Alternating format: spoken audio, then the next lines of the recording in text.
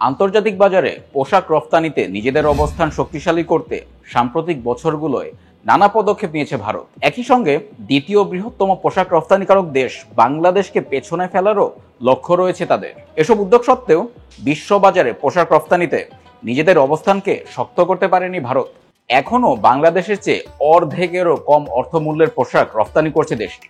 দুই দেশের সরকারি রফতানি পরিসংখ্যানের তথ্য অনুযায়ী 2013-14 অর্থ বছরে ভারত বিশ্ববাজারে পোশাক রফতানি করেছে $1,500 কোটি।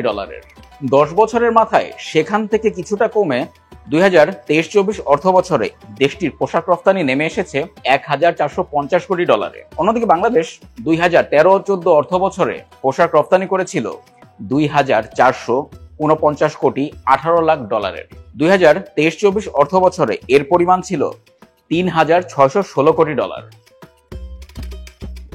এ অনুযায়ী গত অর্থ বছরেও ভারত বিশ্ববাজারে পোশাক রফতানি করেছে বাংলাদেশের 15%-রও অনেক কম। ভারতের বস্ত্রশিল্পের 2015 সালের এক কর্ম পরিকল্পনা তথ্য অনুযায়ী 2024-25 অর্থ বছরের মধ্যে পোশাক শিল্পের রফতানিকে $300 বিলিয়ন এবং বৈশ্বিক বাণিজ্যের 20% উন্নীত করার কর্ম পরিকল্পনা নিয়েছিল দেশটি। যদিও এ লক্ষ্যমাত্রা অর্জন হয়নি ভারতের, উল্টো ভারতের পোশাক রফতানি কমেছে। বিশেষজ্ঞরা বলছেন ভারত অনেক দিন ধরেই পোশাক রফতানিতে শক্তিশালী অবস্থান তৈরি করার জন্য চেষ্টা চালিয়ে যাচ্ছে, কিন্তু দেশটির উদ্যোক্তারা অভ্যন্তরীণ বাজারের চাহিদা পূরণেই মনোযোগী ছিলেন বেশি। আবার নিজস্ব কাঁচামাল ব্যবহারের বাধ্যবাধকতা থাকায় ক্রেতাদের চাহিদা মতো কাঁচামাল থেকে সুতা এবং কাপড় উৎপাদনের কারণে দেশটির পোশাক রফতানি সম্প্রসারিত হয়নি। যদিও একই সময়ে বাংলাদেশ ব্যবসায়িক নমনীয়তার সুযোগকে কাজে লাগিয়ে রফতানি বাড়িয়েছে।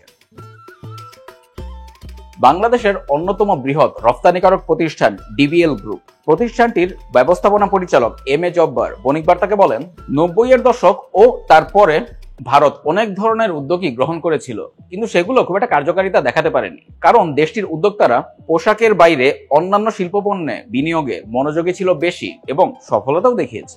আবার দেশটির অভ্যন্তরীণ বাজারের চাহিদাও শক্তিশালী।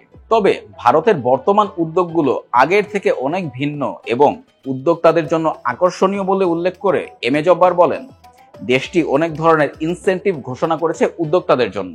এমনকি তারা বাংলাদেশের পোশাক খাতের উদ্যোক্তাদেরও ভারতে বিনিয়োগের জন্য আমন্ত্রণ জানাচ্ছে, কারণ পোশাকের ব্র্যান্ড ক্রেতা প্রতিষ্ঠানগুলোর সঙ্গে বাংলাদেশের শক্তিশালী নেটওয়ার্ক এবং উদ্যোক্তাদের অভিজ্ঞতা রয়েছে। বর্তমানে ভারতে যে ধরনের সুযোগ সুবিধা ঘোষণা করা হয়েছে তাতে আমাদের অবশ্যই সতর্ক হওয়ার প্রয়োজন রয়েছে। বৈশ্বিক বাজারে আধিপত্য বাড়াতে চাইলেও মূলত কটনে নির্ভরশীলতার কারণে ভারত তৈরি পোশাক রফতানিতে সেভাবে ভালো করতে পারছে না বলে মনে করছেন দেশটির খাত সংশ্লিষ্টরা।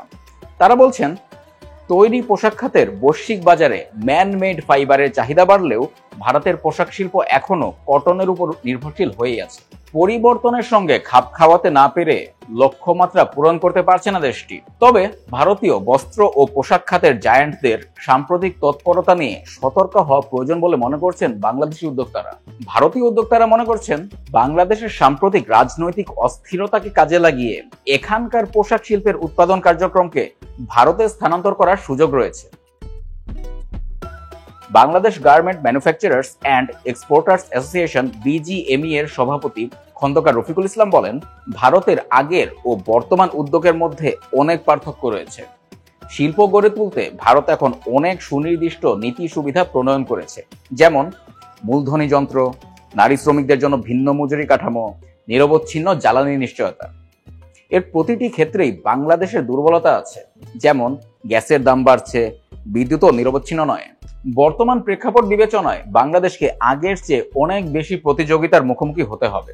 এজন্য এখনই সরকারি উদ্যোগ নেওয়া প্রয়োজন। স্থানীয় ও বিদেশি বিনিয়োগ আকর্ষণে দীর্ঘমেয়াদী কর এবং জ্বালানি পরিকল্পনা গ্রহণ করতে হবে। বন্দরের অদক্ষতা দূর করতে হবে। দেশের পোশাক রফতানিকারকরা বলছেন, ভারতীয় উদ্যোক্তারা যদি রাজ্য পর্যায়ের সুবিধাগুলো কাজে লাগাতে পারে তাহলে বৈশ্বিক পোশাক শিল্পের বৃহৎ অংশীদার হিসেবে বাংলাদেশ ক্ষতিগ্রস্ত হবে। এজন্য নীতি সহায়তা নিশ্চিত করার ক্ষেত্রে সতর্কভাবে এগোতে হবে। বিশেষজ্ঞরা বলছেন, ভারত চায়না +1 কৌশলের সুবিধা নিতে যাচ্ছে। বাংলাদেশ মূলত কম দামের লো এন্ড পোশাক তৈরি করে। এক্ষেত্রে ভারত নিজস্ব সক্ষমতা বিবেচনায় উচ্চ মূল্যের ভ্যালু এডেড পণ্যের দিকে এগোতে পারে। দেশটির ফ্যাশন ডিজাইন সক্ষমতাও ভালো। তবে ভারতের বৈশ্বিক অবস্থান শক্তিশালী করার প্রক্রিয়ায় বাংলাদেশকে তলানিতে নিয়ে যাওয়ার বিষয়ে স্পষ্ট করে কিছু বলা যাচ্ছে না। এরপরও বাংলাদেশকে প্রস্তুত থাকতে হবে।